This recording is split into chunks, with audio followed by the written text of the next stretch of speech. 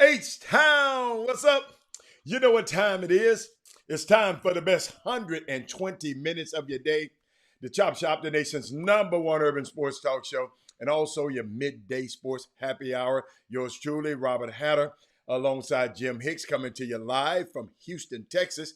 But we're broadcasting all over the world via Facebook Live and YouTube Live. And guess what, y'all? What time it is? It's Wednesday. It's Women Rock Wednesday, my favorite day of the week. We just celebrate and recognize women. And today, fellas, only women can be in the starting five. It's just a day, and I tell people all the time, we don't always have to have women guests on this day. I just wanted to set aside a day where, hey, dude, it's women. It's their day. And gentlemen, we want you to come in. We want you to join in and sit in with us. But the women are in the front seat today. Guys, you're in the back. So let me take a look at all the ladies. Hold on. You know I ain't going to start the show till all the women get on there. So y'all just, might as well share the show now. I just shared it. Let's share the show. There's not enough people on. I'm not going to start talking. I'm just going to hold all of this good information until y'all share the show. Hold on a minute. I can sit here. I got some music I can play. First of all, let me do my starting five. And the starting five is the 5 people that first sign up to the Chop Shop's feed. And we recognize them every single day. Mindy Collins, all women today. Brandy Nickerson, Sonia Billingsley. So proud of these ladies. Madonna Johnson, Jess McKee, sixth woman of the day, Jessica Brooks. Anissa Veal is in the building. We miss you. I miss you, Anissa. Kim Jackson is in the building. Let me see. Y'all got to talk to my girls. Fellas, y'all all right? Paul, I'll holler at y'all later. Oh, Tamika. I didn't see you, Tamika. Tamika Withers is in the building. Let me see who else is in the building. Rosie, what's up, Rosie? Where you been? Rosie, you got to understand, when I don't see your name up there for a while, I be worried about you. So you got to send us something saying, I'm not on right now, Robert. I'll be back. And Rosie, make sure, I don't know, Rosie, if you have had the opportunity to go over to YouTube and subscribe to our page. Everybody should go over to YouTube and tell your friend, tell another friend. We're on a race to 1,000 subscribers. So go over there and subscribe. Who is it? Troy Callahan. I'm sorry, I didn't mean Dale Griggs. Troy, I just saw your name. We're going to get on sports in a minute. I love you. I see what y'all talking about. What's up? Hey, Marquessa Carter Charles is in the building.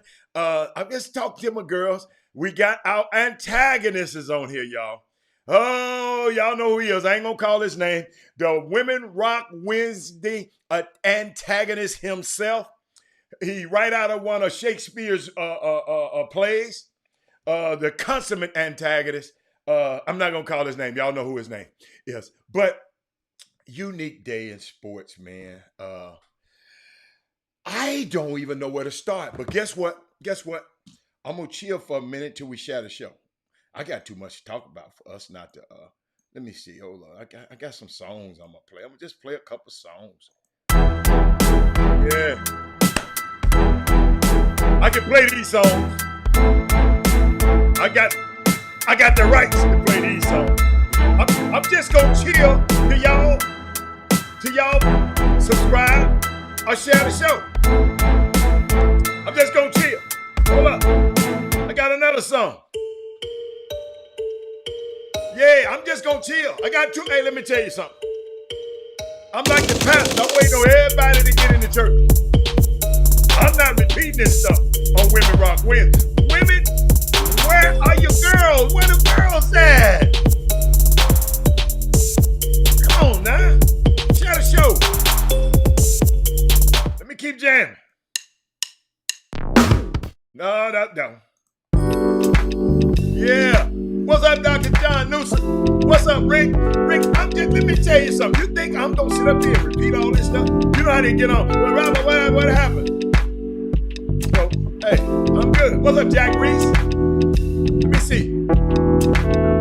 I ain't seen no new people on there yet. No, not.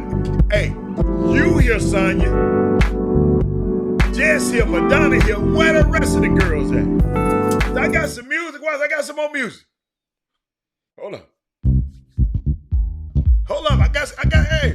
Hey, man. Let me tell y'all something. This top jockey is great.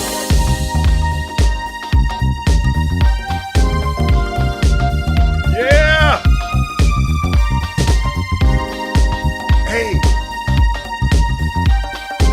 Hey, I went to see that. I went to listen to that song yesterday that Chris Walker told me about with what's the boy name? Lil Baby. What's up, Wendell? Lil Baby and Kurt Franklin. See, y'all don't understand, man. And I didn't want to be messing around. I just didn't. I don't know who Lil Baby is, but y'all gave me a great reference point when they told me that's the one that James Harden messed with. Yes, I know who Lil Baby. I just don't know how he look. I just, it's too many rappers. Lil Baby, Dub Baby, Baby, Baby. I mean, it's just so many. But all I want to tell y'all today, where Brooklyn at? Where Brooklyn at? Where Brooklyn at? Hey, y'all, let me start this show. Because, hey, do y'all know? It's some people y'all know, I ain't gonna call their name, Jimmy Hicks, text me in a group text last night with somebody else on the group text. Y'all gotta realize, I didn't watch the first part of the game last night, right? I didn't watch it. I was on the golf course. You know, it was about to storm. I was getting me a couple of holes in before it stormed too bad. So I get in the car, I get a text. They brought out a can of whoop ass. Y'all realize, I just get out the car. I haven't seen the game. Jim Hicks text. What'd he say? It's some whoop ass. They done brought out a can of whoop ass on them. Then, let me read it, y'all, because I'm going to address some of this crap. Then he had nerve to say something about, I said, be careful with those whoop-ass comments, because they'll come back and bite you on your behind. Which it did. Hold up, y'all. Hold up. Let me find it. Let me find it, man. This stuff is so... Yo, you just can't make this stuff up. I'm minding my own business. I ain't said nothing to nobody. I know how people feel about me. I know how people feel about my teams. Yeah, I know how people feel about James. But I'm just minding my business. They send me, okay. Oh, there he is, Corey Henderson. Corey Henderson, he was on that text too. Yeah, I'm getting on him too. Because he should have told Jimmy, stop that. Corey was on there, y'all, instigating. There he is, y'all. Talk to him. Then all I said was, I just said, hey, man. Then he go tell me, yeah, with no help from 13. Why you got to bring that in there? The man playing on one leg. Brandon. The man playing on one leg. And that man brought up,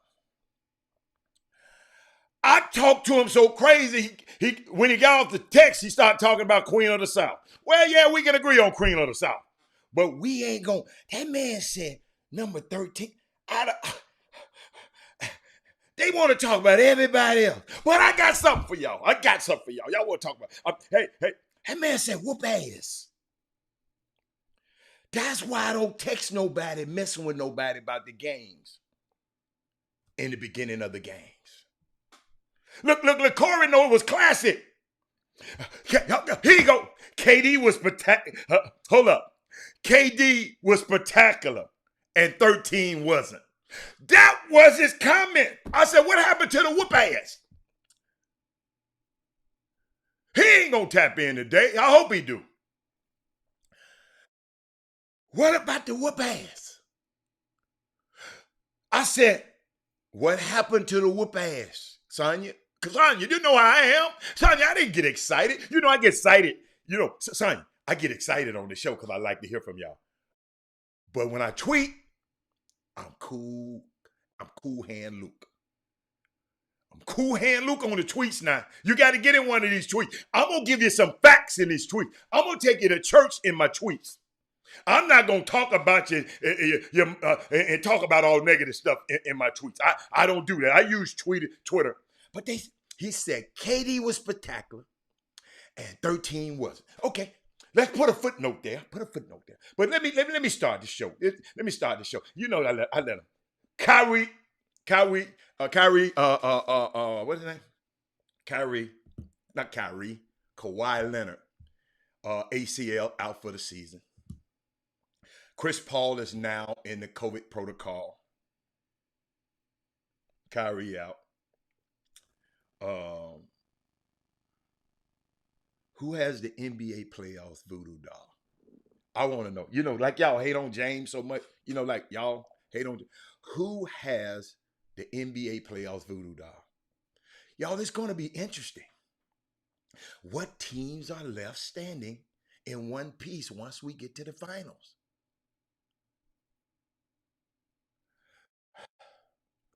Rick, I'm glad you saw that. Rick, I'm glad you saw that, Rick. I'm good. What happened to get Hatter to read the right? They be bothering me. Morris Parson, man, I was minding my business. And I get a tweet talking about some whoop ass in the first quarter. Sometimes these people forget it's 4 quarters in a basketball game. Oh, yeah, it's his hate. Yeah. And you know what? Y'all remind me so I can explain to people like Paul Miranda, who calling people no ring hardened. I got some, remind me to explain. I hope I have time to explain to guys like him. Okay? I got something to explain. I got something for you specifically for Paul Miranda today. This year, y'all, it might not be the most talented roster on paper, but what team is the healthiest? Joker wasn't no damn MVP. Shit, he just stayed healthy. Sometimes, y'all, let me get on the guest of honor, my guest of honor. Sometimes I remember this little skinny dude who thought he could play in the NBA. When the experts evaluated him, he sucked at everything. He couldn't run, jump, or do one bench press. Last night, he had 49 points, 17 rebounds, 10 assists. I'm telling y'all, these MFs don't know nothing. Oh, I think I got it somewhere. I'm going to show you what they said about Kevin Durant. Go back. No, do me a favor. Go Google back. Kevin Durant was was being drafted. That year he was being drafted. Oh, you should have heard the experts, the evaluators. They don't know nothing. Y'all last night, man, I ain't gonna tell y'all thing. I'm gonna tell you. I think I blacked out a little bit for the little hour I saw because I came at halftime. I'm not sure what happened, y'all, but Kevin Durant played one of the greatest games a human being has ever played in any sport ever. With James Harden not being able to move, with Kyrie Irving not available, and the Bucks ahead by 16 points, the Nets found a way to win. Kevin Durant put on one of the greatest performances in NBA playoff history. He's going 49, 17. I'm keep going. 10 assists. I want to let this regurgitate and lead the shorthanded Nets to a 2-3 lead. Wow. Let me share some stuff about this Kevin Durant guy. Don't let all these distractions about the injuries and all of this other stuff, everything talk. Don't let all these distractions, y'all, keep y'all away from that man had 49, 17, 10, 3, and 2 in a game last night. I know in this Seville you want to talk about Altuve, but Anissa, today, there's going to be a lot of talk about how he needs to have a big, I mean, it was a lot of, he got to have a big game to prove himself. Now that he delivered this monster performance, it should be talked about more, y'all. You remember the other day, this a dude was on this show, had the nerve to say something about PJ Tucker. PJ Tucker.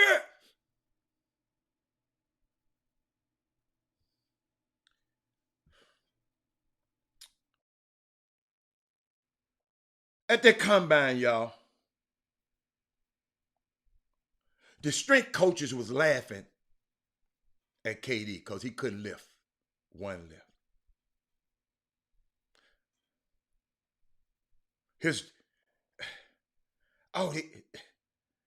They couldn't get a feel for him. Just going back, man. He had the third worst vertical leap, the fourth worst sprint time, the worst lane drill, yet he ended up as the number 2 overall pick. That's why I don't listen to these clowns who think they know everything about basketball. Let me repeat that. Just to your mamas and daddies out there, let me repeat that. Durant had the third worst vertical leap, the fourth worst sprint time, the worst lane drill, which ain't got nothing to do with basketball, yet he ended up being the number 1 overall pick. Wow.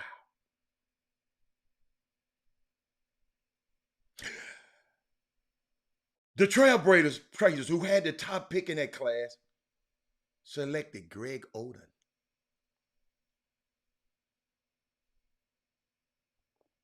He don't have to have no another game to me, Sonya. See, that's y'all damn problem. He did it this time. That's the problem right there. I can't wait to see if he keeps it up. No, Sonya. No, he don't. Not to me. He don't have to keep nothing up. Let me tell y'all something, man. To these critics, like Paul Miranda, for sports fans and media people,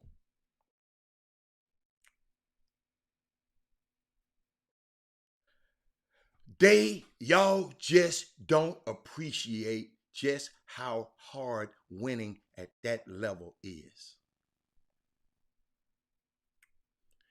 It's the most unnatural thing about sports. Every year, Paul Miranda, everyone loses except one. Every year. Everybody lose except one. Hey, Don. Hey, Madonna. I don't even talk about LeBron, Madonna. See, that's y'all problem. See, you don't, I don't even talk about, I let y'all talk about LeBron. Y'all talk about him. I don't talk about, I ain't never said nothing about, I don't even, should I put what I say about LeBron? Huh? Great father, great, this is what I say about LeBron, Madonna. Great father, great philanthropist, great this. I mean, great everything. That's what I say about him. I just don't like fans like you that always think his poop don't stink. Never said I don't like LeBron. Never came out of my mouth. Don't like the fans. Let's get that straight. All right. Every year, Paul Miranda, it's gonna be one winner.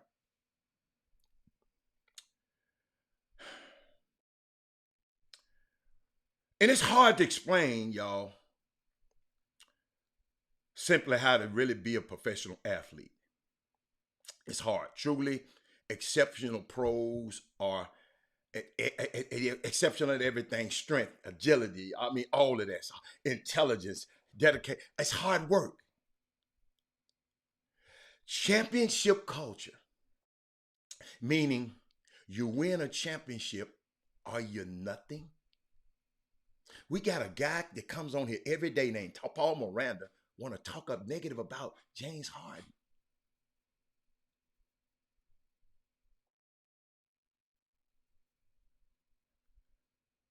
The championship culture, meaning you win a championship, are you nothing?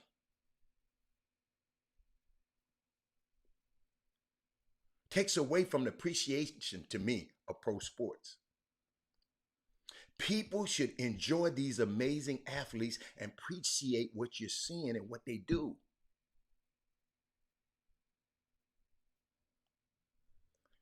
It's just, I just don't understand.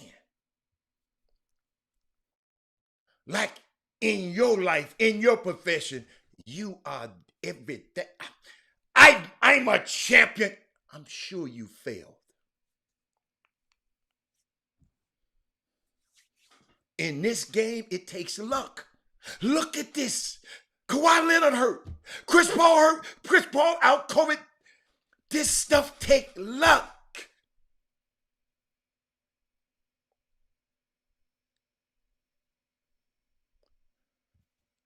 It's unbelievable that you can get your ass on this Facebook feed and say, I'm the only one that know and will do anything for that selfish, no-winning dude. Look at your words. I know some people that say that about you. I would never say that about you.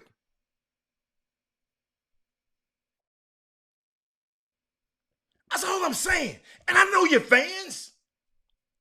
But sometimes, dude, it's hard to win at this level. It's hard. It's my show, Marjorie. I scream if I want to. I like to scream. I like it. I got good, strong muscles in my throat. It's unbelievable. It's not a super team if the super player's not playing. I mean, do y'all listen sometimes to what y'all put? That's why y'all be talking, well, Robert, if you're big and bad to put enough up there, I'm gonna comment on it if I want to.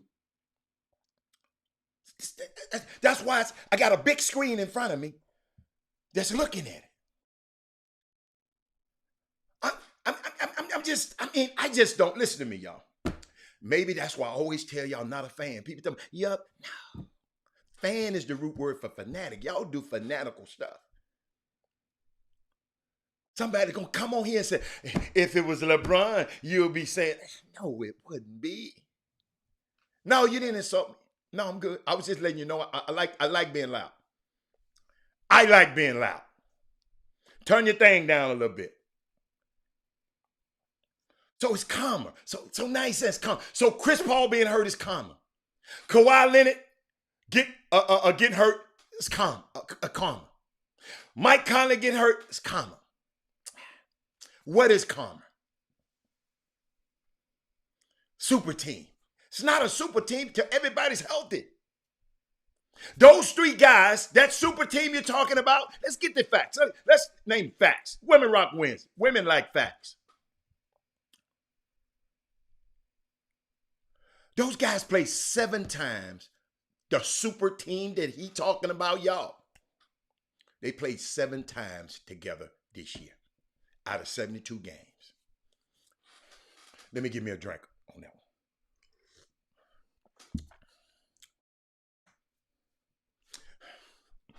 The super team that Paul Miranda is talking about, y'all, played 7 times together this year.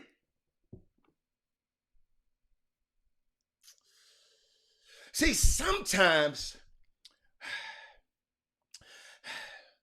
man, and y'all, let me tell you, I love this kind of stuff. I love, like I told a person the other day, I love a mental joust. But come on, give me something. Make me think, move me. So I can go and study and come back. Don't come to me. He's selfish. You ain't never met the man before in your damn life.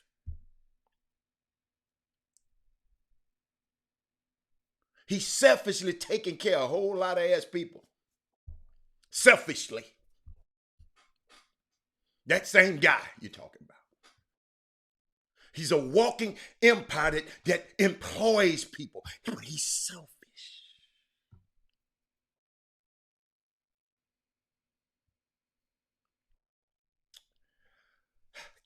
Kevin Durant. I remember y'all talked about him. Y'all talked about him bad. I think I wonder is anybody else? Cause he left. Yo, I got some people, I promise you. When I figured it out, I don't. Long time ago, y'all, when all my social media was private, and I didn't allow nothing but my family. When this show happened, guess what? I had to allow everybody in. But some of this stuff, when I wrote, that's why I miss some of y'all stuff, because I rolled through. These dudes were saying, we got to do, no matter what you say, you can be talking about Lewis Hamilton, a race car driver, he going to bring up LeBron James. You can talk about the man on the moon, he going to bring up, well, LeBron James, he got a movie called Space Jam.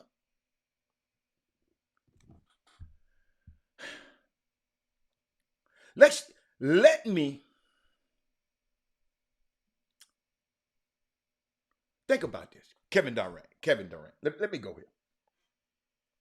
Just imagine, Chuck McGowan, you're smart and you're really committed about your work and the way you work, and you just don't feel the people around you are as committed as you are, and you don't think they're quite as bright as you are, and it's a little frustrating to you.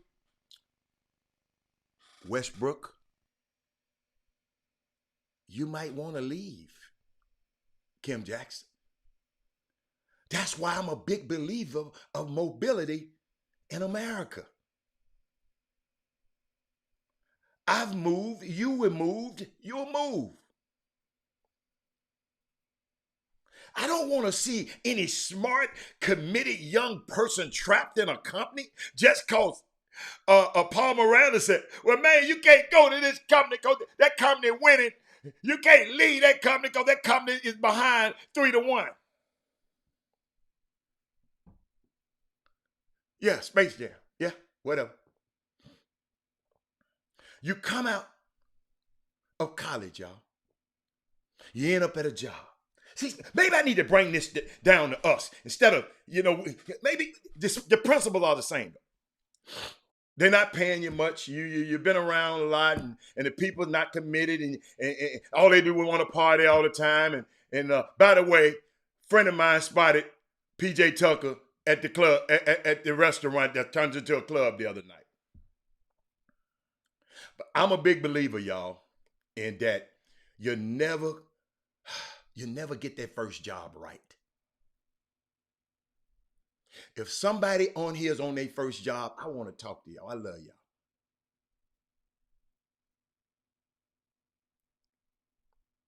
I ain't stretching it. I'm elevating the conversation, young man. I know you used to people dumbing down stuff for you, Paul Miranda. Nah, I'm giving it to you like a TI is. You don't even generally get the second job right. You have to go to about the third or fourth job. And when people were mad at Kevin Durant, I just didn't understand it.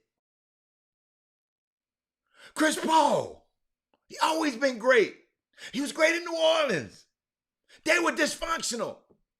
He was great at Clippers. Then that Blake and DeAndre were dysfunctional. This is why I'm a fan of mobility. Now Chris Paul ended up, check, with a franchise, with a general manager, came here to Houston. Check this out. Came here to Houston, got a general manager that went to MIT, you know, with a basketball coach that's up front on analytics and three-point shooting. But guess what? He met up against another alpha male in James Harden.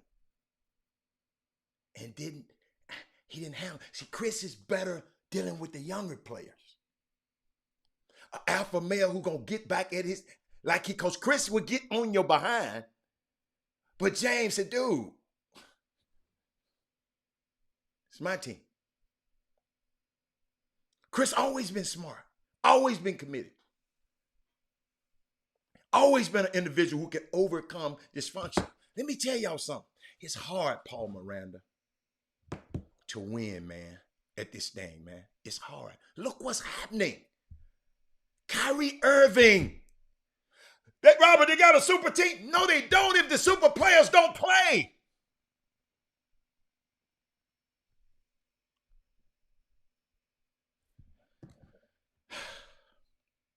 I'm serious, y'all. That's real talk. Now they said, but it's Women Rock Wednesday, y'all. We're going to get back into some more of that, but I wanted to talk to y'all about this young lady. I had some information. Shout out to Mackenzie Scott, Jeff Bezos' wife, who gave the money to Prairie View in the black colleges. She came around. She got another second round of giving. She had another second round of giving. I got a guest about to show up. She had a second round of giving. I see you, Doc. Second round of giving to 286 groups. And she said they can spend it however they choose to. Mackenzie Scott donated another $2.7 billion. A couple of schools here got, I think, San Jacinto College here got some money. And Brazosport College got some money here locally. So just wanted y'all to share that with y'all on Women Rock Wednesday. Got a lot of stuff in the mailbag. Waiting on I see it, Trey. Let me see. I wanted to talk to y'all about, but we're going to take a quick break. We're going to take it because I got a guest. We're going to talk to y'all.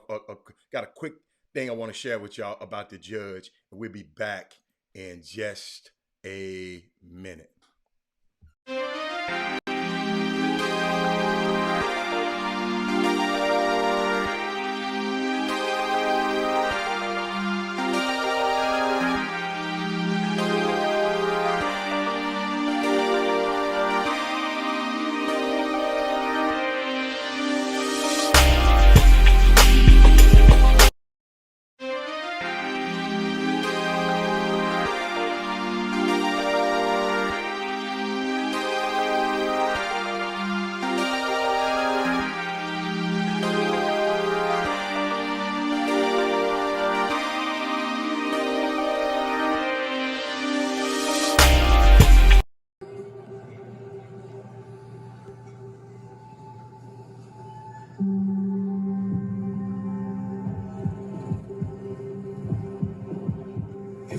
this before.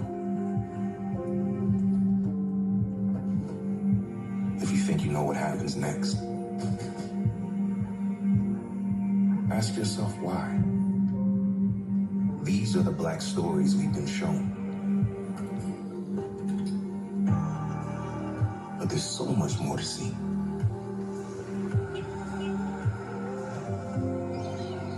The full picture of black life.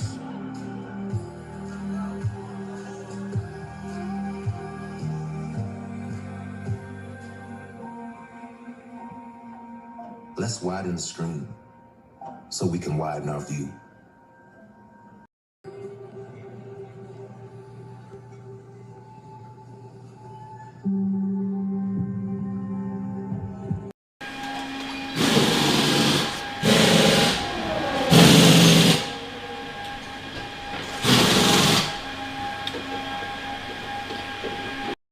Welcome back to the best 120 minutes of your day. Y'all, that was Lewis Hamilton getting gassed up. Hey, Women Rock Wednesday. We finna crank it up. I got a guest on, and let me tell you something.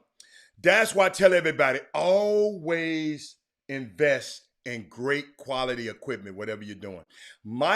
This equipment, this camera, this right here is so powerful that two guys, they saw a hair hanging out of my nose. I had to go in there and get my people to get, they had a wild hair was hanging, a hair. This, either y'all got some good equipment y'all looking at on this thing with, and I got good equipment over here, transfer. But there's a couple of things happened over the weekend, man, and I just want to share with y'all. I got a guest that's about to come on, Alan Branch. I want you to come on right now. Let me see. Can I get you in there, Branch? I got you. Branch, bring yourself up in the screen a little bit. Center yourself a little bit. You know, this the chop shop, man. I can't have you looking, I can't have you looking slouch on here. They even picking up a hair. Yes, these cameras, invest in good stuff, y'all. Invest in good stuff. But Branch, got a couple of things. Branch, I want to, since I got you here, because I want to talk about Judge Brown, but I'm going to get with her later because I know you can't be there the whole time. But Branch, I saw something yesterday and I wanted to share with you. We've been talking about summer basketball. If y'all don't know, this is Alan Branch, okay? In case you don't know, if you've been under a rock, share the show right now. Parents, you're about to get a master class. Without this young man right here, y'all got to be able to. He's gonna word it a little longer than you usually. But guess what? If you take your time and get the guy, Branch, unmute yourself, Branch. Take your mute off. This is the guy. Your mute button. Just hit the mute button. Okay. This is the guy who, I promise y'all, and I've told you and I'll tell it a million times. This is the guy that was very instrumental in my son picking and going to the Ivy League. My son was in the sixth grade. Never forget. I called him. He even remember where he was when he talked to me that day. I don't remember because I was flying all over the world then. But he remembered. All I did, I just said, "Look here, Branch." I said, "I done put myself in a position. I didn't save kind of save his account for my son's education." I said, "I just want him to be able to go anywhere. I want him to go to Harvard. I want him to go to Harvard in sixth grade." That's why when people like Chris Walker tell me about, man, if Kentucky, dude, we know about Kentucky in the sixth grade. I didn't ask Alan Branch about Kentucky. And this man right here said, "Robert, this the track you got to be on." So we made sure his academics was impeccable. Then we made sure he could play. The little dude could play a little bit. But this guy, he even know, he sent all the Ivy League schools at me. So guess what that means? All these other schools, I wasn't even thinking of my own school. And Damon Stoudemire, one of my great friends, he was a coach there. I say, he not going there. Daddy went there. Our job in our next generation, Branch, I thought, was to make it better for him so his son can have a better. So whenever I'm on the show by myself and have a chance to recognize now, he used to have, hold up, and this the same guy who came to me and was responsible for starting franchise all-stars. It was that man, Carell Henderson, and the guy you see right here. Franchise all-stars. Went around the country, sent I don't know how many people to school. I forget, I stopped counting. And guess what? Branch, wait till I tell you something. Boy, I tell you, this got to go off air. But I just like people to know, Branch, what you're doing. I'm proud of y'all. You got 5 businesses, Branch. You like a Jamaican, and I know you're from Dallas. But I see why you grow on it. You got too many jobs. But I wanted to introduce America to you. Ricky Scott, you know what? I've told my son several times, anytime, I don't want to, Ricky Scott, this time of the day, it's hard to get Alan Branch this time of day.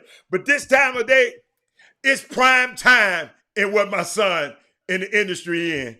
So it's going to be hard, for him. I'm going to try, because I keep telling him, but this time of day right here, he don't even answer my damn phone calls. This time of day. So, but Ricky Scott, I put the request in, and someday he gonna come on. One day we're gonna be on a vacation. We're going on a vacation soon, and I'll have my gear and I'll bring him on the show. But Branch, what's going on, man? Because I want to share something with you, but I look at your heading right here. You don't put your name up there. I'm gonna put your name up there too. But you wanted people to know about Accelerated M. Give me the short version, what that is. Accelerated M is a sports technology company that is perfecting the art of collecting basketball data and then processing that basketball data through a proprietary algorithm that allows us to rate, evaluate, and project players' projection ability where they're going. I like the way that sounds. Keep going. Yeah. Oh, you said short version. Okay. So Branch, so Branch, I remember y'all was telling me when y'all first started this company, you were saying, Robert, when they play all of these games, where does this information go? They write it in that little old ass book we used to use, that you flip over. Green book. What they did, the green book we used to use, and they just throw those things in the garbage. Yeah, just put it on silent, Branch. You on the chop, man. Yeah, you're going around the world today, boss. Come on. But Branch, and y'all said, what do you do with that information? What would I do if Ricky Scott that hit all these points in high school? And what are those numbers? Aren't those numbers important, especially now, since the pros can now gonna be able to recruit guys in high school, so they want to keep track of what these young players are doing. You follow me? So it made so much sense to me that because the world is ran on data and analytics right now. So I'm just proud that a guy that looked like me is smart enough to say, hey, hold on, y'all know when I got the phrase from. This is a white man's business, summer basketball, and a black man's game. Somebody took me in the gym and said, look around here, Robert. All these people in here black.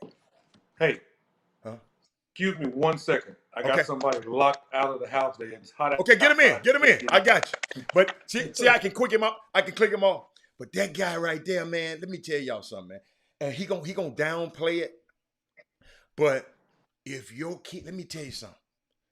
Nobody else helped. That's the guy that helped me get my son to the Ivy League. And of course, Robert had to be qualified and he had to be good enough. But that's the guy that got that thing. I'll forever, ever be indebted to him. And but I got some I want to share with y'all. I saw, and I want his expertise on it. Okay, so Branch, you back? You ready? Back. Okay, all right. Let me get you back in here. Branch, I saw a video. Young lady posted, and I just let me share it with you right quick. Young lady posted it. What's her name? Hold on. Right here. First of all, let me set it up a little bit. I've been seeing something, Branch, that I had never seen before this year. When guys go on these recruiting visits, because you're able to go on these official visits early this year. Early this week. Starting, the exact date, I don't. And I've been seeing something at the end, a hashtag, all these players saying uncommitted. I don't know if you've seen it. These players go to Texas. Players go to You understand it? Yes. What? Tell me about it before I play the video. Tell me what you. The context of the video for the play, but basically they're are making sure through the hashtag. The hashtag circulates at a higher volume attached to their cyber or online identity and social media, so it puts them higher in a search engine or higher in a search deal as not being available, not being committed. So when you start so see, everything is about searchable data now. I know it's hard for us to transition out of this horse and buggy world that we live in, but everything is becoming searchable. I remember I used to tell you guys about YouTube, and YouTube has exponentially exposed and brought growth to the chop shop, just because you're on the most searchable platform on the face of the earth, tied to Google. And so this is nothing but a tool that allows when the younger generation of coaches spend a lot of time searching, and so it brings about. But it's only a way of identifying the fact that they are available. I'm glad you. I thank you so much. So now check this. I got a video for you. Check this out. Yeah, I swear to God, I was leaving it alone. But homie on Twitter just hit me with a graphic that said hashtag decommitted. Long story, thanking everybody in the family. And then the second paragraph, after further talking to my family and friends, I'm going to decommit on the graphic, horns up, all that. Okay, cool. Some of the immature adults, y'all ain't going to feel this, so please move around, okay? For the mature adults, let's have this conversation, right? This goes to everything that I said the other day about the whole kids being on a visit, posting a poster and saying hashtag not committed. Let me give y'all an example. Maybe some of these adults that act like they can't understand where I'm coming from. Let me give you this example. Say you take someone on a date. You're paying for everything on the date. You're whining and dining. As y'all are sitting at the table, they're sitting across from you. They post on the internet saying hashtag still single. You're not going to feel no type of way. You are. Move around. So my point in being, it's rude. Like, it's rude. College coaches put a lot of work into these official and unofficial visits. A lot goes into that. A lot of planning, a lot of those things. So it's just super rude to post something while you're physically on the visit and say not committed. I'm all for clarity. You know what I'm saying? After the visit, day after, whatever, saying, hey, I loved everything about the school. I'm going to go on my next visit or whatever the case is. But while on the visit, it's tacky. Adults, okay? Where are the adults? Where are the adults? Because at the end of the day, like, adults, y'all are condoning this behavior. Oh, kids aren't mature. You're right, because adults aren't teaching them. You aren't teaching them. You're not teaching them like class. That's like tacky. It's not classy. It's not a class act to just be like basically spitting in people's face. It's not classy. But when adults is condoning it, it looks right. And guess what? Rude kids become rude adults. And that's why we having these problems. Yeah, I swear to God, I was leaving it alone. But homie on Twitter just hit me with a graphic. Branch, I didn't know but what you were talking about, but I found it odd because I didn't know. You saying that's something that they trying to put themselves higher on a search using that hashtag.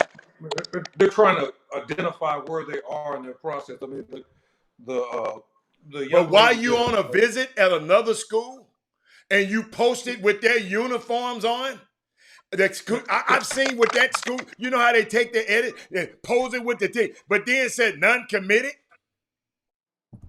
I'm sorry. Come on. Okay, I mean, I understand where you're coming from, and I understand where she's coming from, and I'm not necessarily going to take a side. Just let me be the weatherman here. Unfortunately, that is the society that we live in. On the women's side, there are a lot. The women's side, there are a lot more. What's the word? They have better manners. They're more cordial. They're more professional. They follow protocol. On the men's side, it's a bloodbath. I remember when I first came into this business, 20-something years ago. Well, I can remember really 20 years ago when I got really heavily involved with my college coach relationships. It was considered unethical to negative recruit. And I'm sure it probably still is on the women's side. And on the men's side, it still needs to be, it's done, but it's done in really a play on words and things. But when you get on those late night, when that coach gets on your late night, I'm not pointing a finger because these are my friends, but when they get on that late night call with your son, it's some talk being done there a lot of times. Nobody wants to own up to the unethical, unprofessional nature of negative recruiting and having a certain, I don't know why I can't think of the word I want to use besides manners, but a certain decency about the way you go about doing things. That's what she's talking about. But I think I'm good now. No, Branch, I wish you usually have your laptop. It's not good on a phone. What you on? iPad? Oh, I can get on a laptop. I'm on a deal. I mean, I'm fine. I'm not fine. Yeah, but I'm hearing some anytime. No, from future, it's best to be on a laptop. But we're gonna deal with it. We're gonna deal with it, then. No, I'm sitting right here. The Mac is right here. I just grabbed a larger iOS device. Okay. That I'm on. I mean, I can. That's the little clicking we hear in the background. Do me a favor, Branch. We're gonna take go do that and come back in because I want to hear this stuff. Yeah. I'll need to email the link to myself. Okay. To gain access. To the link. Yeah. You text it to me all the time. Okay. Right. All right. Make that happen. Hey y'all, I'm glad because I hear some people and let me tell you something. That's why I bring these subjects up because everybody's not gonna think about think the way you think about it, Stacy. Everybody's not gonna think and several. I don't know who Coach Jenkins is. What does she coach? Chuck McGowan. And Rod Wells, I'm gonna put that on there for you, Doc. I'm gonna put that up there. And because of all the edits that are being done after kid commit to the school, they normally put them in a jury. I don't care the reason. I'm asking. I thought it was odd. I didn't know what it is. I mean, don't make me know. I don't care who said they committed.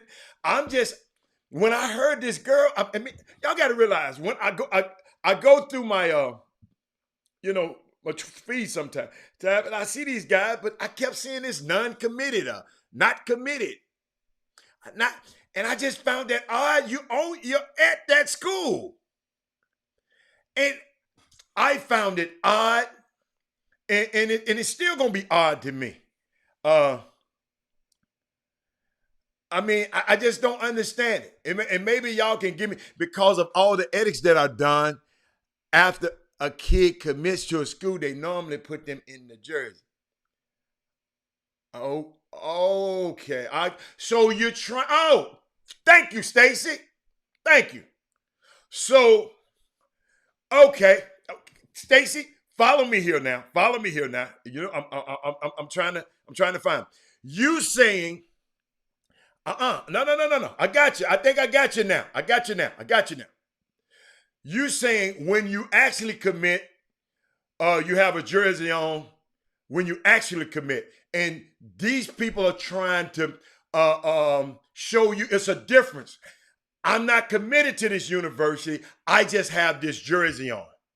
You follow me? It's a difference between them. I hope that's what, but it's not. It's normal. They're just trying to let people know they're just on the video. I got you, Stacy. That summed it up. Thank you so much for putting it where the goats can get. I see you, Branch. Thank you so much, Stacy, for putting it. Yes, sir. Now you ain't got all that. Yeah, I got you, Branch. Branch, I can see you. Can you see me? Yeah, I'm good. Okay, all right. But thank you, Stacy. Stacy, hey, y'all see what happens when two gentlemen have a dialogue? All I was trying to do is find out what happened. Y'all always think I got no. I'm just trying to find out what happens so I can go and relay this great information to our people. That's all. That's all. But Branch, Stacy hooked me up, baby. That's Stacy. I wouldn't even hear it. I can tell you exactly probably what the direction that Stacy went in. See, what was going on, you have your progressive, modern 21st century version of how people receive and manage certain situations or what's appropriate, inappropriate. And then you have your 20th century people that are still in the old days. You know, it's just like I was talking to someone here recently. I don't know. It may have been Tony Stubblefield not talking. I said it's just amazing that that you know it was a time in grassroots recruitable college to high school basketball when there was a high level of value. I tell you who it was. It was Joe Dooley, former Kansas associate head coach of East Carolina, and I were talking. And you know, it was a time when people were really excited. You know, good players were excited about getting the education. And now the majority of the players and parents that you talk to that are 4 and 5 star people have their minds are more on the money, playing for money. NBA, overseas, the new league, G League. I can't think of the new group that just got started up. Ignite. Not Ignite. The last group that's taking them out of high school. They got 2 sets of twins signed at $2 million, but roughly $500 million each right now. Oh, yeah, that's enough. Okay. I thought that was overtime. Yeah. That's overtime, right? Yeah, that is overtime, right? Okay. Yeah, overtime, right? That group. So you know when you are in these situations where you got good players. I mean, all the kids can't play in the NBA. We know it. I mean, I hear you and Walker talking about it. You know it from all your 20-some years of experience. I mean, we all know it. You know, kids out of other places. You know, they're not going to play in the NBA, but they're all chasing this lottery ticket type opportunity where the value is directed toward opportunity to how much money is at stake. People that go and buy a lottery ticket don't know they're going to win the lottery, but just to have a chance to win the lottery makes it worthwhile. And they will compromise all of whatever. I don't want to get too personal, but they'll compromise a lot of things just to have that opportunity. You name it. You know, it just depends on what you got to sell. But that's the world that we live in.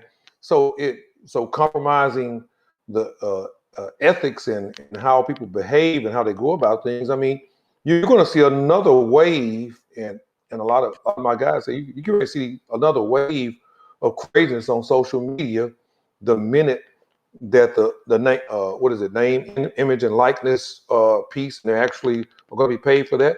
They're going to be driving. They're going to be doing the craziest, most absurd things that you can possibly think of to gain. Because we track it. You track it at the Chop Shop. We track it. We had 240,000 impressions in roughly 48 hours or so. It accelerated. Everybody tracks the analytical nature of how your product or the data, how your product is navigating or moving through have a couple other businesses, not anything to do with basketball, and analytics is involved. That's the world we live in.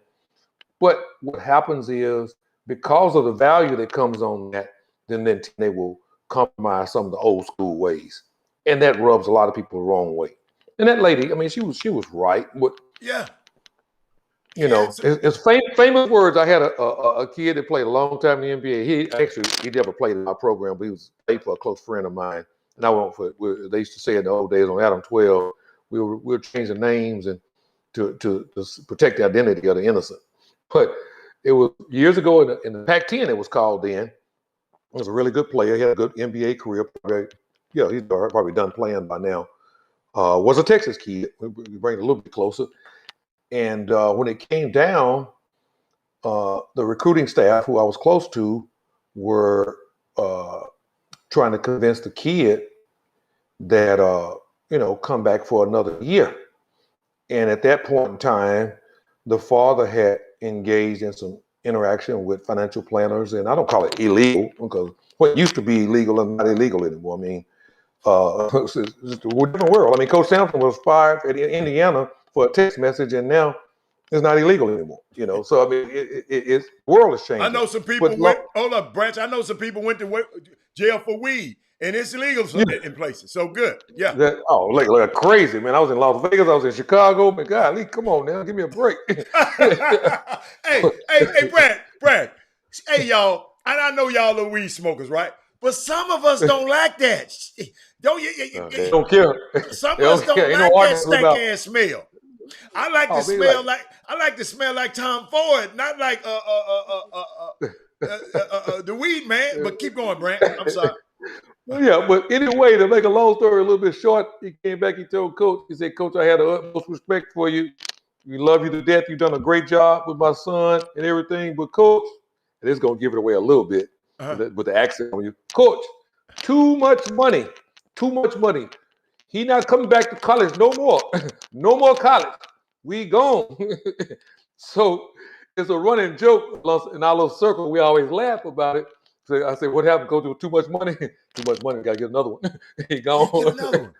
Got to get another. But Branch, what about the ones? Branch. Golly, I don't want to go there, Branch. I don't want to go there. You need to have Chris Walker. Chris Walker does a better job of doing it. But Branch, a lot of it's too much money. Branch, I'm nervous for this overtime stuff. And it's scary. I'm gonna tell you why, Branch. Scary. Branch. They had a key word in that thing. When I looked at that thing again, it said up to $100,000. Everybody keep thinking everybody gets $100,000. Branch, it said up to $100,000. Now they've gone over that already. No, I'm talking about the overtime. I'm talking about the overtime. I ain't talking about name and like. I'm talking about overtime. No, the overtime people get they to the best of my knowledge, don't correct me, don't hold me to the fire, but they spend a little bit more than that. No. I'm telling you how much they're going to give per kid. That's what I'm saying. They spent more than the first 4 kids that How much did they pay? To the best of my knowledge. How much they paying? To the best of my knowledge, it still doesn't relieve what the point that you're making, but just trying to give a little more accuracy. I got to the best of my knowledge, it was $500,000 each. They spent $2 million on 4 kids, to the best of my knowledge. I don't have any documentation. To make that fact. So I couldn't believe that's $500,000 a kid then. That's correct. Overtime did. Okay. That's awesome. Keep going. I mean, that still doesn't change, the 40-year trajectory of your life of having an education, not having an education. But it's just a situation that people in. Everybody has their own judgment about things and their own thoughts about it. So it's going to bring a certain amount of uniqueness about it. The funniest thing, the coach that was involved in this situation is actually listening on the chop shop. So he's laughing. He said, "Man, don't spill the beans now." He said, "Make sure you keep the names right." Yeah. See, Matt. Thank you, Matt. I read. Oh, gee, I got it. Hold on. Let me get my echo out of here, Branch. Branch, could you turn your volume on your thing down a little bit, just a little bit, cause it'll kick back over here to me. See, yeah, that's a lot better, lot better. So Matt says speak facts only. Matt, I just read where it said up to $100,000 per kid. Okay, that's what I read. If it's more, if it's less, I didn't say this was a fact. Notice I said that's what I read. See, Matt works for Overtime, Branch. Oh, Matt, I had dinner with Matt. Yeah. And guess Matt what? from Atlanta. He didn't. Am I right, Matt? Ask Matt, am I right? No, because he said speaks facts only. Matt, whatever you can say, because he had his eye. You know when the people put their eyes up, like on the thing. And Matt, I mean. Oh, Matt, I apologize if I'm wrong. I clearly explained Matt, that I wasn't sure. A charge it to his heart, not his head, Matt. And I told somebody the other day, Branch. You know, I said, don't hold me to my opinions when the information changes. Yes, I said Kawhi, they was going to win. The Clippers going to win. But Kawhi got an ACL. That information changes. Guess what? I'm not saying that no more. See, that's what Alfie Visa, this what I read. Alfie Visa, this what I read. In the documents, in the bylaws I read. But it might have changed. Because Branch saying they just spent, and that's when Matt came over and said, hold on now. Hold on. Yeah, Matt would know. Matt would know. Matt would know. So right, Matt, you know, hey, let me tell you something. My antenna went up. My antenna went up when Branch said, and Branch, you know, as soon as this show was over, I was going to go straight get on the phone and say, oh, y'all giving that kind of money? That ain't what you told me last week. But hey, as the facts change, that's all right. It's okay. But that's all right. But God, that's why, Matt, don't say nothing. If it'll get you in trouble, Matt, don't say nothing. Because a lot of people watch this show playing like they don't watch it. So, but Branch, what else I got? Branch, I got some high school stuff for you, Branch. Hold up. Let me go in my mail bag, Branch. Branch, and something else I saw I wanted to talk to you about. Huh? We had three high major kids to leave Dallas and go out west from good, stable, strong situations. They announced that they would be completing their high school process at a new place. I thought it was hilarious that now a trend that possibly may be coming kind of laden back to the lady that was on the phone earlier. You got a kid in your high school program, and you see on social media that on Friday at 12 noon he's going to be having I call them social media press conference, a social media release, where he's going to let the general public know where he'll be continuing his education, almost like they transitioned from high school to college. Right. Right. And so now they're doing that for high school. So you got a kid that's in the 11th grade, and all of a sudden you see on social media, hey, coach, you need to tune in to see if he's going to be with you again next year. Branch, this is a different animal out here, Branch. Different animal out here. I thought that was crazy. Some of it's funny Branch, to me, man. But guess what, Branch? I saw something. I mean, poor little things. I saw a lot of it was some people in Dallas that were upset about it. I saw it on. Let me tell you something. I ain't even looked at it. Hold up! Shout out to Mr. Buff.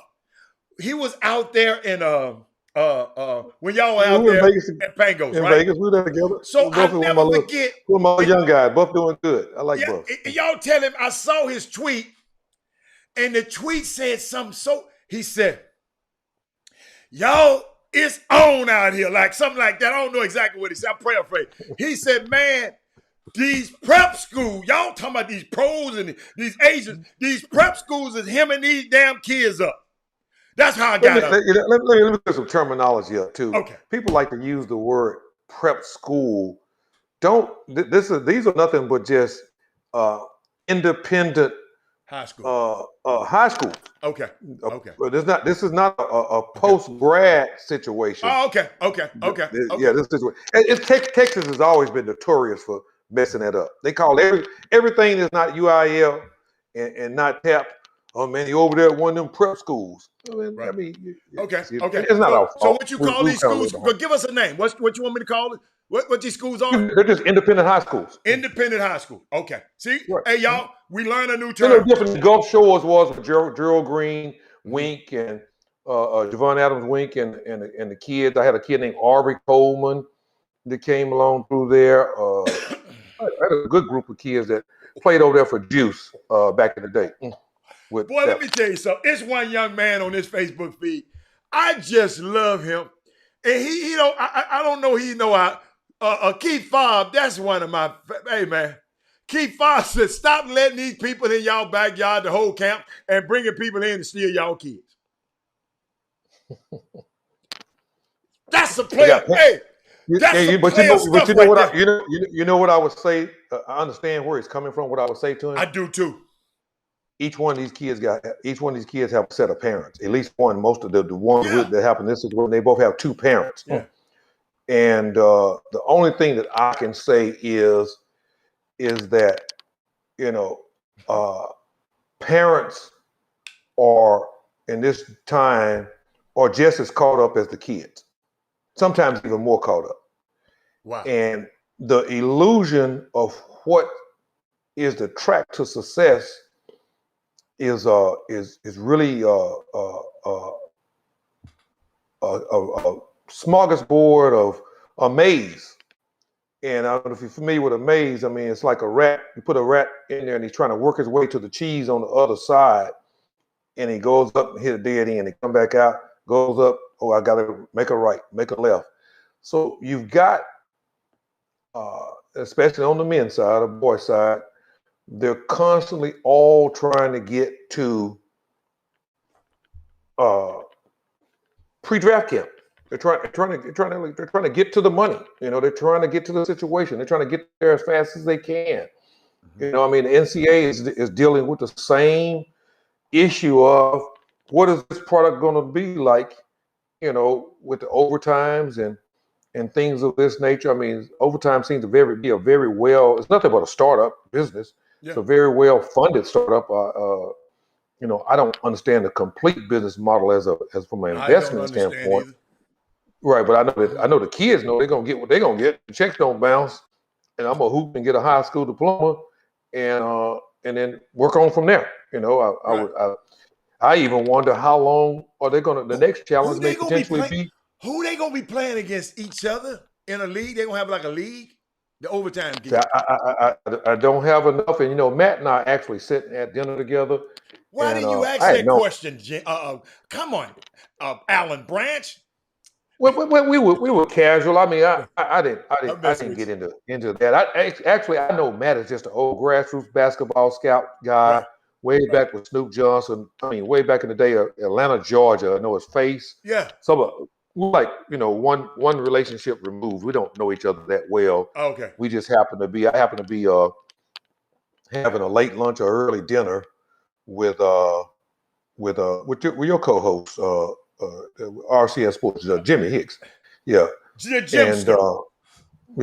and Dane Irvin was there, and I think Dane may be involved with that piece too, from the best I understand. If I'm wrong, Dane, I've been meaning to give you a call to get some clarification, but I've understood that. If I'm wrong, I apologize if you're not associated with them. But everybody gets so sensitive in this business.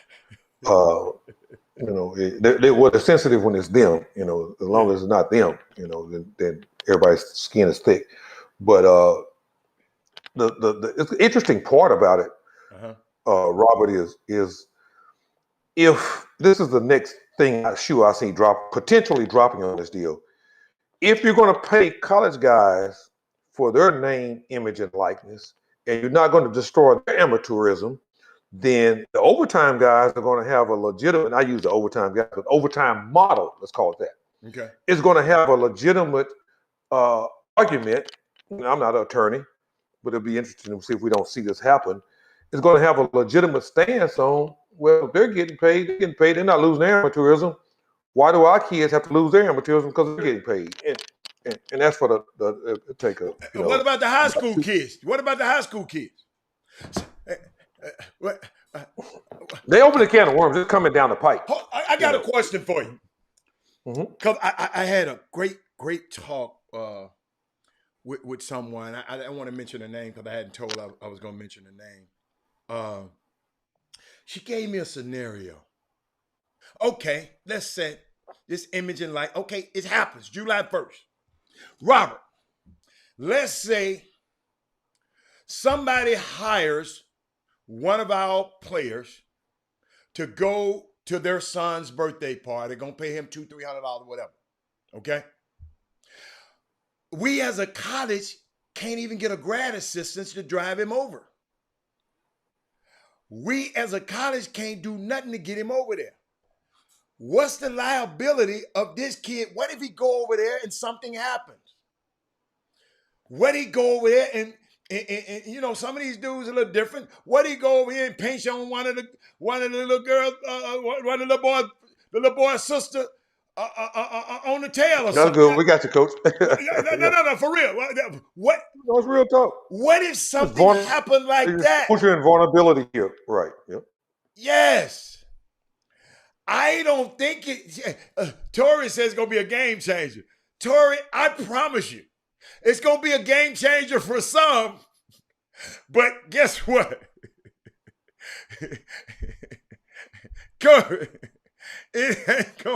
It's not gonna be as lucrative. It might be a game changer. So what the hell in changing the game is not gonna be lucrative for you. It's gonna be the have and the have-nots all over again. Y'all gonna be back in the same thing. Then y'all gonna say, whoa. In Georgia, hold up. In Georgia branch, where Matt is, Matt, you can come in on this. They talking about what all the athletes make, they put it in a pool. So the fencing guy, the lacrosse guy, the cross country guy, all of it, we put all this money in there together. That ain't gonna work. I don't know. It ain't work in Georgia. Let's put it this way right here. That's called collective bargaining. Collective. That's a collective. So Tori said it's going to be a game changer. Why you think it's going to be a game changer? Give me your reason instead of just saying it. What you mean? Yes, remember, we don't value, we already know we don't value in education. And I just don't want, I just see, like I say, I'm just going to put it like this. I'm very skeptical of it. It's just a lot of stuff that can happen. It's like anything else, Robert. When something comes about, they will have to amend and repair and massage this into a workable situation. There are going to be some tragedies. Anytime there's a test of a proof of concept going on, anything that you put out, nothing that you put out is going to be foolproof. I don't care if it's Amazon, FedEx, or anybody out there. There's going to be some mistakes that are going to be made. And they say, oh, we're going to, it's like the Constitution of America. How many amendments are there to the Constitution of America? They're constantly, right. Because the Constitution was not a perfect document, was not a perfect piece, so they had to be amended. Yeah, amendments, yeah. And that same thing will happen here in this process. I'm just Branch. I'm looking at it, Brent. But since I got you here, I can't. Rod Wells, I think I favored the comment. He want to hear what you got to say about this, cause you gonna tell it to me like it to you. I'm gonna put it. Here the question is, Hatter, you spoke on issues within the SWAC yesterday. Can Mr. Branch speak on his involvement with the Southwest Conference or any recruitments? Not sure what he said. I have relationships in the SWAC. I mean, Johnny is a good, what have been Byron, the young fellow over at Grambling. That may be the major extent of my SWAC relationship. It's a Division I school. I wish he would maybe say a little more, elaborate a little bit more about what. Let me tell you what happened yesterday. Let me tell you what I did yesterday. I messed around and got privy to it was a Zoom call that a few of the coaches that you know of, you probably know. I don't. Some dude named Tate from Florida State, KY. What is Florida State assistant? Oh yeah, that's my man. Yeah, KY. He's been around for a long time. Okay, him. He was on the call. They were on the call with Jeff Goodman. And one of the guys you introduced me to, Sean Woods, was on the call too. So they were talking to Jeff Goodman and I think Rob Doster, another media guy. And Jeff Goodman asked them, Branch, and see, I was talking to the Cynic yesterday. I was talking to Chris Walker yesterday. I want to talk to you. Jeff Goodman asked them a question. What can the white media do to help you HBCU coaches? Jeff Goodman asked these. I'm listening to it, Branch. His first question said, what can the white media do to help HBCUs, the coaches and their profiles, and the schools? Sean Woods said, come to the game, man, and experience. Good friend of mine, Sean Woods, by the way. I know. I told you. I've been, yeah. Come to the. He's been on the show. Okay. He said, experience hanging out with Sean Woods and see this atmosphere. A lot of you white media haven't been here. He said, then you can give it merit. If you go write about it, maybe it's more merit. If you write about everybody else. Then he said, and then he also add a Branch. He said, you can interject anywhere you feel you want to help me with. I'm looking for your, man, it seemed like a helicopter about to trying to land real close to me, Branch. I can't hear. I'm sorry, y'all. I hear a helicopter. Not one of them kind. Not the. Well, I don't know what kind it is. You don't know what kind it is, Coach. You inside. Yeah, I'm inside. But, hey, Brad. In Houston, it's either life flight or HPD. Brad, I'm finna be quiet. I'm gonna talk a little lower. Hold up, Brad. They say you can be able. He said, Jeff, if you come down here, you'll be able to tell a better story. And then he said they was talking about this turnkey search firm.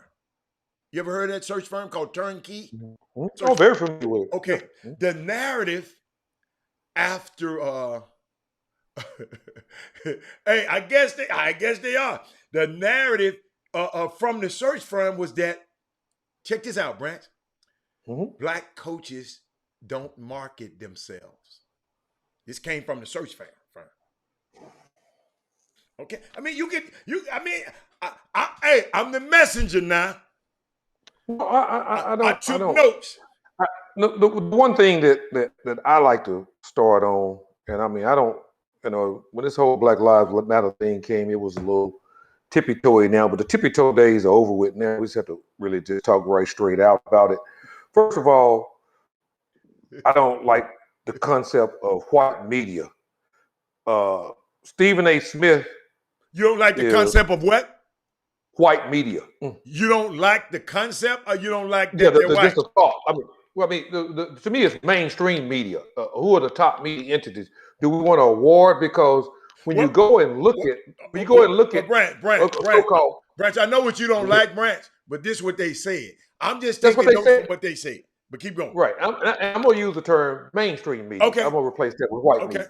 And mainstream media, because there are plenty of black men and women on mainstream white media. I got you. Right. I got you. So here. I got you. So they want to own up like we over somewhere in a closet somewhere. We're making their platforms and propelling their platforms to be successful too. Everything that we do is not the Chitlin League.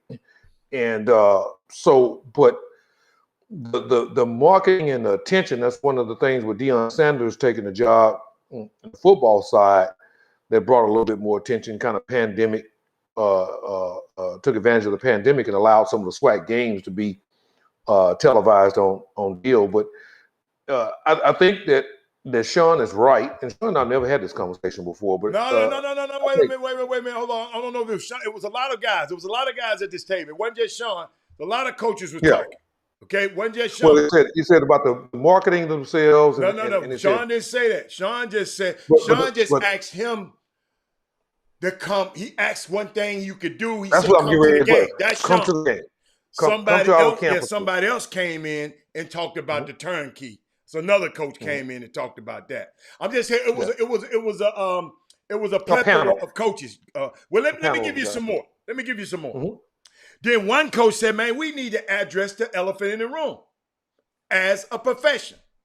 So another coach, he said, "Let's change the perceptions of HBCU basketball within our own community." Okay?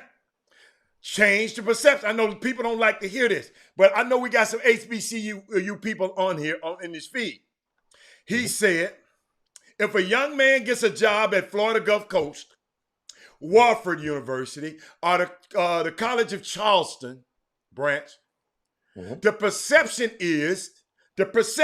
Let me go back. Let me read this. Let's change the perception of HBCU basketball within our own Black coaching community. I want you to follow me here. Check this out. If a young man gets a job at Florida Gulf Coast, Wofford, or College of Charleston, the perception is he's on his way up. If he get a job at a HBCU, the perception is he's stuck. Yeah, it's a fact. It's a fact. What you mean? Unfortunate fact. What you mean by so that is the perception when you're talking to somebody like a turnkey, or you're talking to the industry. I run a company, part of a company called Sports Resources, and we represent college coaches. And there's always a fear of taking a HBCU job. Across the board, we've allowed this stigma to cement itself in our industry that it's a subpar situation. I like what one of your people said, or people you were talking to said, that first of all, we've allowed that to happen in our own community and see ourselves in a Coach, the first thing came out of your mouth. You in this community. Yep, that's it. You in this community.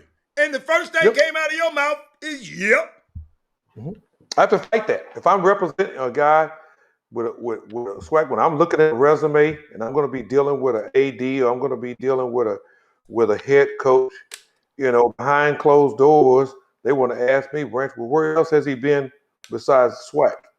Has he had an experience that will make him comfortable? Because supposedly, or the perception, or the underlying statement, I can interpret how I want. I'll tell you how I interpret it, is that if he's only been at SWAC schools, then he's not going to know how to function and operate in a non-SWAC school.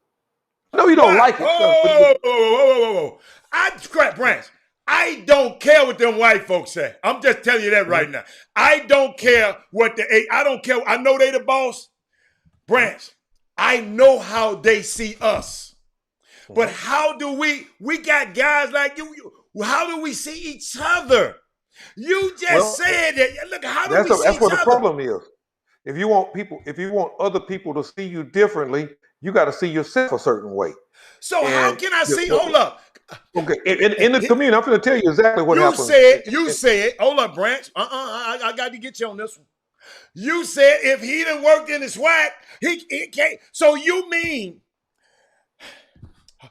I don't think I said what you think I said. You said what y'all doing if he done worked in the SWAC, he can't function. I didn't say can't. I said he has a perception to fight. Okay, all right, my bad. Okay, you got to watch what you say now. Because I'm going to go back and rewind this thing. This thing is recorded. It'll be on YouTube. We go back and check the recording on it. There's a perception to fight. And I said the perception that we have of each other, it starts right there in the community. Okay. When Grambling or Prairie View or Southern or Jackson State come in to recruit a kid, there's a secondary level of how I proceed. Oh man, you going to TSU? You going, man? And the crazy part about it is I'll get a high school coach or a grassroots coach, or sometimes even a junior college coach. You say, Branch, we don't think we can find somewhere for him in the SWAC? Like, he can't play nowhere else, but we ought to be able to make something work for him in the SWAC. And that just boils my blood. I spent half of my educational years at the University of Texas and half of my educational years at Prairie View A&M University. So I've been in both environments. I've been in both situations. The same calculus. I actually had a best math teacher of my life, Dr. Freddie Frazier, is deceased now. And I learned way more high-level differential equations, and my whole engineering education was enhanced a lot better at Prairie View than it was at the University of Texas. And wait a minute. Wait a minute. What? Yeah, that's a fact. That's a fact. Keep going. Yeah. Keep going. So the point is that they get back to what we were talking about. It does irk me when someone wants to come in and automatically proceed, because sometimes the SWAC schools don't have the budget that some of your non-SWAC schools or non-HBUs have. But I can take you to some hole-in-the-wall white schools. Yeah. There's some situations why you call them hole-in-the-wall? Why you call them? I'm a little offended. That's why I say it that way. Because because in our community, we want to look at HBCUs and feel like all the facilities are subpar, dorms are this and dorms are that, and they don't have a budget here. And you going and playing over there, you're not going to have a good experience. You can't get a good education there. All these things want to be thrown out at the HBCUs, but and that's part of what puts the stigma on, is that these guys, we've allowed it to happen. First of all, we allow to see ourselves that way. There you go. Okay, you follow me now, baby. That's the whole thing that it comes down to. We allow this picture to be painted of ourselves, and then automatically you're going to allow another sector of society to say, well, they think about themselves, so I guess that must be what it is. And go on, baby, go on. Do your thing. Yeah, no, and so in turn, you start getting people like Turnkey and people out here in the search firm world. You get head coaches, you get ADs, you get the world that I work in and live in, that we question the where things actually are. This is one of the things I respect about Tony Harvey when he took the TSU job. Yes. He took one of the most creative business models to go out and roughly earn almost $1 million in guaranteed games, subjected all because they weren't coming to the games anyway. So he wasn't going to make that much money. And I remember it was McClendon, one of my college schoolmates, who's now is the commissioner of the SWAC. He was an AD at the time, I believe. Come on, McClendon? McClendon? Yeah. We grew up. We came along. We used to get a haircut. We've known him for years. Okay. But the point being, he goes back to T. Harvey, is that he went out and solicited and put a business model together that generated revenue for TSU from a facility standpoint, from offices, from a locker room, from uniforms, from everything that was in place to be second to none. So one year was 780,000, another year was 840,000 that he actually raised through guaranteed games. And he was able to raise this money because of the relationships, because we could pick the phone up and call Dana Altman and Tony Stubblefield over there and say, hey man, we need to make about 130 on this. Man, we got you. Come on out and play. There's no different than Robert McClendon at Florida A&M, who used to be an assistant, a support staff person, head coach there now when we were at Oregon. Lon Kruger. So the relationships in the SWAC, we built bridges across there, but we have to at the SWAC schools, when we go and raise this money, we have to raise the bar and dissipate this perception of ourselves and this public perception that there's something subpar about it, because it's definitely not anything subpar about the basketball that's being played. Okay. You know, All right. Okay. I got you. Mhm. Okay.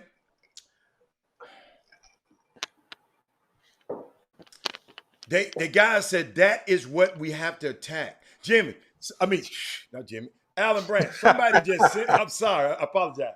I don't bother me. You ain't got no hat on either. It just boy. But somebody just sent me an article that was in Monday's newspaper. And the day is what? Wednesday? In Monday's newspaper, Houston Chronicle said lack of funding resources biggest challenge for athletics at historical Black college. I cannot wait to read it. I can't read it while I'm on the air. It was in Monday's Chronicle. Young lady named Brittany Brito. She wrote it, and I can't wait to read it. You know, I love to check stuff out like that. But Branch, and when they were talking about it, they were still talking about this Zoom call. I thought it was an interesting Zoom call, and that is, he said that stuck. You know, because when I said stuck, you say yep, and that is what we have to attack, not with the media, but amongst our own coaching community. A lot of people don't want to hire guys when they have HBCU on their resumes. Just going. You just said that. You want? Okay, come on. Yeah, and it's not. It's more about hiring them when they have HBCU only on their resume. Okay. It's what I run into when I'm representing guys. Okay. If it's a mixture, if he was at the University of Oklahoma and then he worked at Prairie View too, so like a Byron Smith and a Johnny Jones, it's too different. Have been at Power 5 institutions, right? So you're not going to question. It's for my young guys that are coming along, working to get an opportunity. There even can be some stigma if a guy's only been at junior college, crossing over into the Division I, we'll say mid-major or higher level. Man, them JUCO guys, man, these things happen, but I am concerned because there's so much opportunity if a kid is being recruited. Here's a good one for you. If a kid is being recruited, there's roughly 32 Division I conferences, and let's say the Big West, the Big Sky, the Southland, the Big South, and SWAC is recruiting. There's no reason that the SWAC shouldn't be in position to be for a recruit to be able to evaluate all 5 of those conferences on the same level. Because from a budget, facility standpoint, I'll throw TSU out there just because it's convenient. You guys are all in Houston there. TSU's arena and locker rooms are probably for 360 Division I schools. They're probably in the 250, 240 range. I'll give you a perfect example. And Brad, before you give me this example, more than people in Houston is watching this show. I just told you they're watching all over the country. So I'm just letting you know. You said in Houston, okay? But keep going. Keep going. It was. I don't have SWAC schools all over the country. Okay. So Houston is the 5th largest metropolitan area in the country. I understand, but I was just letting you know when you said that. You said they're in Houston, but keep going. Come on. Right. It's a situation there. I was about to say this right here. One of my close friends was a head basketball coach at the University of North Texas, UNT. And you go and look at the facilities, the arena, and everything that's in place. Very, very, very comparable. Actually, TSU probably has a little at that particular time. I'm not sure. I haven't been on TSU. TSU very, is nice over there, but keep going. Yeah, TSU was nicer than North Texas. But if you walked into the Black community or walked into a Black high school or walked into a Black grassroots program or Black families household, and you were talking about North Texas and TSU, you think you were talking about Neiman Marcus in the dollar store on the corner, you know. And I don't like that. I hate that. You know, Okay. that's not a good thing. How can we change the perception? That's all. So, and they said something to me. They said something. Howard got a $60-some million endowment. Oh my goodness. See, that's our problem right there. All of us don't have them endowments like that. Harvard got $40 billion endowment. See, those people know how to give. Some people, and those people got a lot of money because they've had a lot of advantages to get that money to give. Right. Yeah. So guess what, Branch? They said, and I'm glad I asked you this question. They said ADs want to win the press conference when they hire. You don't win the press conference with HBCU hires. The ADs at the other universities. Go to my good friend. Okay. Go to my good friend Sean Woods. Okay. Sean was able to beat that perception because he made the shot at Kentucky. He played at Kentucky. And so that's why I say when you can work back and forth between the two. So he was able to become a Division I head coach once or twice. So hitting a shot at Kentucky give him cachet? Yes, sir. Oh yeah. That's why I try to tell young black athletes, you have a window of time when you have the unprecedented attention to build relationships and make stuff. Man, Sean threw the ball up there, the ball went in. That was hell. What was that, 20 years ago? And if you say Sean Woods amongst alums and decision makers and choices, oh yeah, I remember Sean Woods. You know, you say Ed Pinckney. Oh yeah, Ed was on the team that won the national championship in Villanova. You know, when you say certain things, you know, you say Vince Young, you have to. I try to get these young guys to know. Look, man, when you get access to these platforms, make sure you make the most brand-oriented place for yourself. Branch, that's talking too much. Branch, no, that's talking too broad. Let them know exactly what they can do. The brand, no, tell them, give them a step. So, hey, Coach, could you introduce me to this donor? Coach, could give these guys some practical things instead of talking about the brand and all of that. Give them some practical stuff. Okay, let's get down to the nitty-gritty. I'm glad you asked. Yes. I'm glad you asked.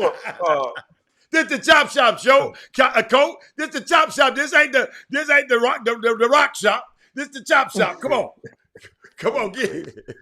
I hope people give me a good round of golf out of all this talk I'm going through. I got you. Hey, where you want to play at? Anyway, I tell you what, my birthday next month, Pebble Beach, baby. I'll show up. You get your ticket. I got you. I got your feet paid. I need to get to the Bay and I need to get up to the Northwest. I got to go see Dana and Crutchfield is over there now. No, Stumpfield. I got to go secure all my stuff in the Northwest up there with thanks to Roy Williams, I met the president of Pebble Beach. Branch, we in the building, baby. Let's talk about that off camera. Give me a reason to go practice. Yeah, but go ahead. Let me get back to it. Now, I want to use that, and I know this young man would not mind me using him because he understands. Andrew Jones, a guard, the University of Texas, had the bout with leukemia, and has gone into remission in counsel. They call remission some form of survival. He could have died. We broke the story when I was doing on a show somewhat similar to this right here, and had all the YouTube and impressions things. But I have told him, Arthur Johnson is the associate athletic director at the University of Texas. Dr. Butler is a tenured professor at the University of Texas. One of my teachers when I was in school there. When I send you to school over there, and I did this with Stretch, Donovan. I saw Donovan in Las Vegas the other day. I talked to his mother. His mother's level-headed parent that listens. When you go into these schools, and I send you over to go meet these people will allow you to navigate your way and build relationships and make sure that these things happen. When you get out of practice, one of the things that those people didn't have to spend all the millions of dollars of taking care of Andrew Jones the way they took care of him when he was went through everything he went through with leukemia. You know, they put his parents up in a place to live while he was in MD Anderson. They had a special transport because his father's handicap in a deal. They had a special transport vehicle to transport his father back and forth to Dallas as needed for all the doctor visits and all the hospital stays. That only happened because one of the ladies on the board at MD Anderson was a University of Texas alum, and they appreciate it. But that happened because Andrew had one man thought Andrew was the nicest kid he ever met. You know why? Because when practice was over with, he would stop by practice. He would take time and shoot baskets with his 9-year-old son. You know, he would say, "Hey, sir, how you doing? You know, man, sure appreciate y'all coming out." And you only have that window of time for a certain period. When they invite you over, hey man, come over to the house, and we're going to have a picnic, or we're having a barbecue cookout. I'd like for you to meet some of my family and my friends. Going over to those things and saying, man, I ain't going over there with all them white folks. I ain't with it. It ain't no comfortable situation. And the next thing you know, you ain't got no more eligibility. You ain't have no more value, and you're done. You missed all of that opportunity to do that. So as a freshman, was that a little bit more clear to you? No. As a freshman, when they walk on that campus, see, you had the advantage of having a relationship with Andrew Jones to teach him that. Okay. Now, as a freshman, you might not have this advantage, but people can go as a freshman, non-student athlete, going to college. As a freshman going to college, how do you non-student athlete? Right. College, yeah, freshman going to college. No. You walk on campus. What should a freshman? Not because you got the hookups up at Texas. You got the. What if a freshman don't have? What if a freshman going to Boogaloo State or some other school that you don't have? No. What should they do? Give me some practical. I'm not practical I'm stuff. going to give you some. I'm going to give you some. And then the people can go back and splice this out, and so these young kids can know all of that. Talking about who you ain't gonna hang with, or you got. Coach, I had to say this. Coach, I got in I got in a situation with my son. I never forget. He got hurt, and I watched the game on TV, and all them damn suits I had for him, he got on some damn jeans and some boots and a sweater on the bench. Branch, I couldn't wait for that damn game to get over. I said, son, you're hurt. You ain't playing. When folks look at that bench, put on one of them suits so they can say, who is that guy? So, Branch, some of these kids don't understand as a freshman. What do you, and guess what? And you know time, especially if you're a student athlete, time is at a premium. Branch? Time. Okay. It's a window of time. So what I want you to do is give these guys a blueprint. Okay. Give these guys a blueprint. Say, young fellas, when you get on these college campuses, you're an athlete. This is what you need to do. This is what you should do. No, Branch. I got something better I want you to ask them, Branch. You want me to answer? Right. Yeah, no. I got something else I want you to help them with. Don't tell them that. Don't tell them that. Ask them. That's what I want you to ask. Ask them. This is what I want you. When you leaning over talking out, you having a fireside chat right now with our young recruits. Okay, they're going to camps. I want you to ask them. I want you to give them. Say, look, what would happen if? You're talking to the guys. What would happen if? See, I don't want you preaching to them. Because their mamas and dad is preaching to them. Okay. I learned this, Branch, when I get when the guys in my sphere of influence, I don't just tell them what to do because I want them to take ownership of it. The reason I'm giving you all these parameters because I know this work. This is a principle that you've been trying. Instead of telling them what to do, have them.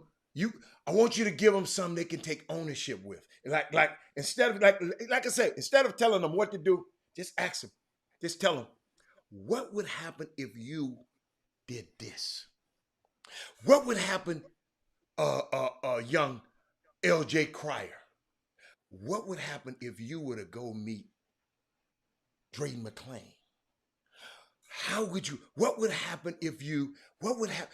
You got to give it to. I mean, I ain't saying you got because these kids been told to do so much, Branch, and their time is so limited.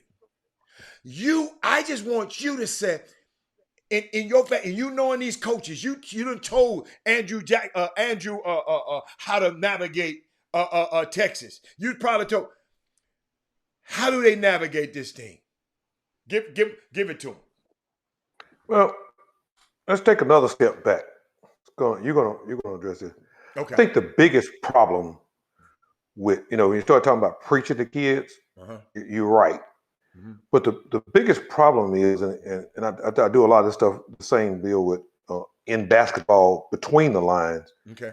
Is ask anybody, just like I ask you, what did you want for your son? Sure. First of all, you gotta have one thing I know about human behavior. Mm-hmm. They have to be held accountable to what they want. Okay, let's go. I like that. That's where I like to start at. Okay. What do you want? Yeah. I really don't have your attention until I know how to evaluate what you want, because what you want is the only thing that you're going to listen to me about. I like that. You don't have I am just preaching and running my mouth. No, I like that. If you don't have anything at stake. But if I sit down and tell Robert Hatter how he's going to make some money or how he's going to get some political advancements by doing something that's going to push him propel him toward his goal, then how you use your time, I mean, it is going to show up in what it is that you do. So the first thing, step one is find out, son, what do you want? What do you want to do? Well, I know you want to go to the league. Where are your aspirations? What's your aspects and your respects? Yeah, I mean, because when we were kids, I remember 3rd or 4th grade, you had to write up. This is what I want to be. I want to be a doctor. I want to be a professional football player. Yeah. I want to be a nurse. I want to be a bus driver. Everybody, you gotta want something. You gotta aspire something, coach. You know what? So you saying when you asked me that question, what I want, and I told you what I wanted, that made it easy for you to put me on the right track. Not only put you on the right track, but when I brought something to you, I was receptive. You receptive to it. You were able to digest it because you already told me. I like that. You already told me. You say you want to go. Man, I don't think. Well, man, you told me you want to go to Ivy League. Man, you told me you want to play in the NBA. You told me that you wanted to own your own business. Yeah. You told me that you wanted this. Don't worry. Don't let me push you to the Ivy League. Right. Don't let me push you to owning your own business. Don't let me push you into the NBA. You told me what you wanted. So now we know what you wanted. Let's examine what it takes to get there. Well, how do we examine what it takes to get there? We have to look and say, the people that got there, how did they get there? What are the requirements of there? Now that we in my business, we call it specifications. Now that we put the specifications in place, now I can hold you accountable. I can preach to you now. I can hold you accountable to the specifications because you told me you wanted to be one. You told me you wanted to be a singer, but you don't never practice singing. You told me you're going to be a shooter, but you don't never get no shots up. You told me that you wanted to be an investor and do this, and you haven't read. You haven't read any of these. You haven't read any of these books. You're not reading stuff like this. You're not. Right. You're not putting things in place. You haven't read this book right here. You said Yeah. you want to be the power of habits. You're not doing anything to do it, so now you can hold someone accountable to it. So that's why I like to go that route. Now, once that person has told me what they aspire, they're not really sure. That's okay not to be sure. So now we need to expose you to some options that you have not been exposed to. That's one of the beautiful things that I respect about my time at the University of Texas is that it exposed me to some options. I got a chance to see what actually exists. Michael Dale and I were freshmen at the University of Texas. We thought Michael Dale was nuts when he was doing the things he was doing. And at the time we were, undergrads in school. But the point is that the exposure that comes about to see that these things can happen. Then the other thing that I would say to him, once you gain some type of liking or affinity or for a particular area, whatever, then you find. So I never will forget. You said something to me. This may not be a good analogy, but you said something to me. This has been probably 12, 14 years ago, long time ago. You said, you good man, you said if you want to be one, you got to dress like one. Yeah. So you can't walk around. I think I said you got to dress for the job that you want, not the one that you have. That was exactly. Yeah. That was the whole thing. Yeah. So the point being is that you're going to have to, when you have aspirations, then you look to be in a certain environment I mean, when I first got into scouting, and the Dave Tellums and Van Coleman's, and when I would go to NBA Top 100 camp, they weren't even Texas kids, weren't even going to NBA Top 100 camp then hardly. But that was my little deal, and I used to spend some time with Northeast Recruiting Service back at what you guys know as a hoop group. Now it was back those days. I mimic those guys. Guys had a pad and a pencil and deal and were organized. I mimic those guys. I got me a pad. I didn't know what the hell I write, but I got me one too. When I look over his pad, see what he had on the pad, I look back at my pad, I get me some stuff that look like his stuff. And you learn. I remember when I first got into the scouting service business, I didn't just make up my own way. I went and found somebody to emulate that was successful. Okay.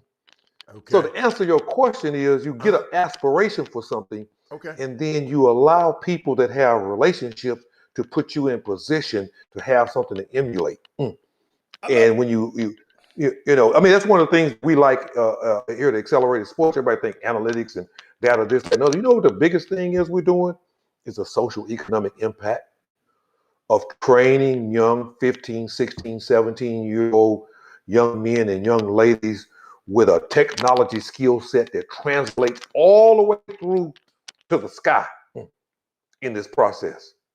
Make 3 times as much money they would ever make at McDonald's when they're a kid. They already got the thumbs and the eyes and the understanding of the technological savvy or that they're comfortable with. Those are the things that we have to do. I don't want to stray away from your question that you asked, but it's good. You definitely have to prepare them with an aspiration, and then you guide them toward an environment where they find something they can emulate. And you go and spend time. So many times, I think I heard Chris Walker say this, is that so many times, I hate to use that word, our white counterparts, but white young kids get such an opportunity in sports. I'm talking about off the court and off the field, because they're afforded an opportunity to go volunteer, to go work, to go. If you go talk to a 22-year-old black young man and tell him, say, man, I got you a job over here. They're gonna feed you and they're gonna sleep you and they're gonna give you $400 a month worth of spending money, and you're gonna get your master's degree, and but you got to work your ass off and do all these things and be a part of men's basketball and build these relationships. And you got to learn synergy. You got to learn sports tech. You got to learn fast, small sports pieces. You got to learn accelerated sports. You got to learn all these different technological platforms that you're going to learn, and you're going to get a master's degree, but you're only going to make $400 a month. Man, I ain't doing that. I got to make more money than that. That's where we get. That's where we get lost. Don't know how to invest. A perfect example, and we're gonna wrap this thing up, but that's great, Branch. Perfect example this year. Somebody called me up. Danny Ainge wanted an assistant. Uh, Yeah, I need a GA right now. A GA. Need one right now. yeah, no, I'm talking about Danny Ainge. No, I know Danny Ainge is with the Celtics, with He wanted. They the wanted. general manager. It was He gonna give. he want an internship probably Yeah, or something. yeah. He wanted to give. It was gonna pay him $50,000 a year, and I just know a couple of guys that just made too much more. You know, they wanted to get in NBA, but they made twice that much, and they didn't want to go down. Sacrifice in or one side. relinquish. But you know what I found out, Branch? I'm just listening to you, and I'm gonna share this with people before we get off the air. Can I say this one more time? Okay, come on. Can I say it one more time? Come on. I have a GA spot right now for somebody who want to work their ass off, deal with a crazy ass coach, but endure yourself into a situation. All of them are crazy, coach. I mean, that's I it. know. I mean, men's basketball is crazy. Right. Okay. The daily grind from 7 o'clock in the morning to 10, 11 o'clock at night. That's a heavy grind. Right. That's a heavy grind for the players. That's a heavy grind for the coaches, the secretary, the administrative assistant. Everybody in the men's basketball, that's the business. How can they reach you, Branch? Wow, I'm the easiest person in the world. I mean, when you Google Google the phone number, reach Branch, Alan Branch. Well, you can look Accelerated right there. Yeah, Alan Branch. follow them and DM me on there. Okay. Not guaranteeing you're gonna get this. Yeah, but it's an opportunity. It's an opportunity. It's to do that because this head coach, this 30-some year Division I head coach has hit me for the third time. Said, Branch, you can't find nobody. You know what? I know we talked about HBCUs. You know, my daughter, she went to PWI. She like you. She went to PWI and ended up. She came back because she wanted to go to TSU, and she ended up here. But the world is significantly different, Branch, that from when you and I came up. Okay? Oh yeah, Okay? It's significantly different, and these kids with expectations to receive. And I'm watching them. They want to be developed, Branch. They want to attain something. The young kids that I've been meeting, Branch. But they must also come with an expectation to give the best that is given them in these colleges. And that begins, y'all, kids, mamas, daddies. I hope the kids are watching since they're out of school. That begins with respect from oneself and respect for one another. Okay? The discipline of coming prepared and on time. If anybody know anything about me, Branch, you already know. I'm going to be at the airport. I'm going to be everywhere. I'm going to be disciplined. And this is what I want these young kids. This is what I'm giving them, Branch. Whatever you do when you go into college, be disciplined and on time. And time management. Yeah, and the discipline of creating, the discipline of contributing something positive. Don't go to this new experience with that negative stuff. Check that stuff at home. When you come into these new situations, you're going to be need new friends. Part of the discipline comes with you bringing a positive attitude. That's just me. When you're around me, I'm going to have a positive. Branch, Branch, think about what we did. We took a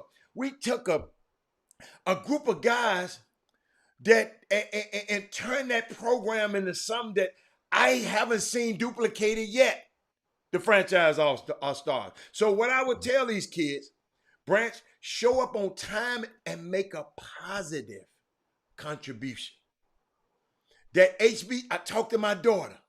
She said, Dad, the HBCU experience cannot be replicated. It taught me who I was. However, that PWI experience harmed my ability to navigate corporate America, where most people won't look like me. I'm going to repeat that. She said, the HBCU experience cannot be replicated, Dad. I loved it. It taught me who I was. However, the PWI experience honed my ability to navigate corporate America where most people won't look like me. Branch, I'll let you end it. I just wanted to share that because our next generation, man, y'all the reason that Jimmy's wife is in the hospital. Oh man, sorry to hear Sandra was in Yeah, hospital. she's in the hospital, and she just recovering, and couldn't be on the show today. I hope he's watching.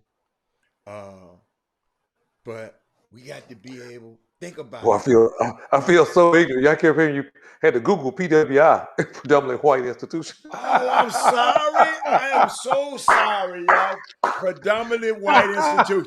I kept saying, I ain't never heard of that college before. My bad, Branch. I'm letting these kids make me short I ain't gonna stay ignorant. I'm gonna go. Branch. These kids be making me short and stuff because when you be take that, don't be writing all that out. So I'm so, and somebody else might have didn't understand. Well, let me read that again. Let me get Branch. Thank you so much, Branch. Oh, I got it. She said her historical black college. I knew our university. I'm finished because if somebody might didn't get it too, Branch. Yeah. Said cannot be replicated. She said it taught me who I was. However, the predominantly white institutions experience honed her ability to navigate corporate America, where most people won't look like her. Hey, thank you, Brent. Man, let me tell you something, man. Thank you today, man. Shout out to Jimmy. He'll be back tomorrow. He's going to be back tomorrow. I just knew I didn't want him rushing. And, man, take care of your wife, man. Let me tell y'all. Come on, Brent. Come on. Huh? 10 seconds. Okay, come on. 1,440 minutes in a day. Do you know what you are doing with your 1,440 minutes? I challenge you to keep a journal for roughly 3 days and figure out how much time you actually wasted. I'm out, boss. I'm good. That'll do me right there. I'll reach out to Jimmy with a text. Buddy, I love y'all on Chop Shop. You gonna drop the mic on us like that? But thank you. I'm gonna give you some good golf. You talking about going to Pebble Beach? All I gotta do is get there. And I'm gonna hold you to that one. You got me. Y'all heard it. Come on, man. Oh yeah. Hey, hold up. Your money ain't no good. Hold up. Your money ain't no good when you come out there with me. Okay. I can give you a plan. Hold up. Guess what? Guess what I'm gonna do? I'm going to take the winnings because Jimmy was, the one that bet me a sucker bet the other day. But I'm going to take the winnings. Jimmy lost $50 on, Jimmy won $50. So go get that $50. He won $50 on Astro last night. I'm going to take hold up. We didn't bet, but I'm going to take the winnings that if I had a bet, I'm just going to pay for it myself.